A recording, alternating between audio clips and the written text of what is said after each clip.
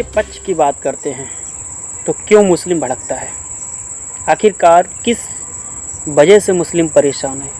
हिंदुस्तान में जितना स्वतंत्र मुस्लिम है, शायद किसी अन्य जो इस्लामिक कंट्रियां हैं वहाँ उसको किस तरह से रखा जाता है, किस तरह से वो रहता है, आप सभी लोग जानते हैं।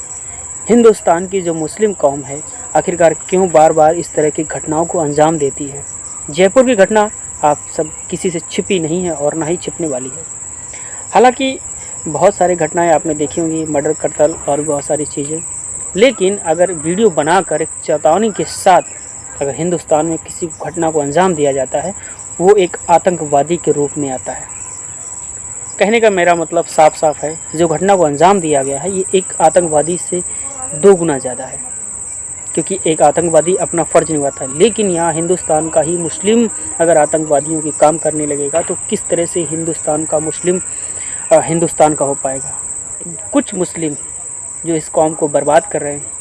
हिंदुस्तान का जब हिंदू कुछ बोलता है तो मुस्लिम की बात आती है, लेकिन मैं हिंदू के लिए भी एक बात कहता हूँ कि बहुत सारे मुसलमान जो हैं, जो भारत के लिए तत्पर रहते हैं, वो भारतीय होने का उनको सबूत देने की ज़रूरत नहीं है। लेकिन जब ऐसे मुस्लिम भारत देश में हर तरीके से संपन्न हैं और हिंदू के कदम से कदम मिला के चलते हैं, फिर भी आखिरकार उनको किस बात का डर है? क्या दिखाना चाहते हैं?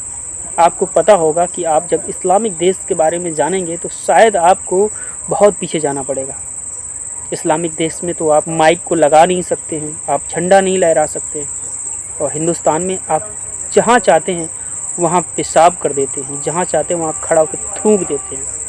लेकिन फिर किस बात का आपको डर है? क्या आप सोचते हैं आखिरकार क्या हिंदुस्तान में रहकर आप किस तरह से फ़र्ज को अदा करने की क्षमता रखते हैं? इस घटना को अंजाम देने चीज़ों को आप पा रहे थे, हिंदुस्तान में रहकर अपने जीवन को अच्छे से चला रहे थे जी। किसी के पक्ष में अगर किसी ने व्यक्ति ने बोला है तो आप इस तरह से घटना को अंजाम देने के लिए तत्पर होंगे क्या? ये कहीं ना कहीं उनकी मानसिकता और उनके दिमाग की एक फितूर था। आखिरकार नुपुर शर्मा ने सच ही कहा था, जो हिंदुस्तान का मुस्लिम था उसको इस बात से क्यों नाराज़गी हुई? आखिरकार कुछ मुस्लिम इस कौम को बर्बाद कर रहे हैं और आखिरकार जयपुर में एक घटना को अंजाम देने के बाद जो घटना को अंजाम दिया है वो आपके लिए बहुत ही सर्वोपरि है।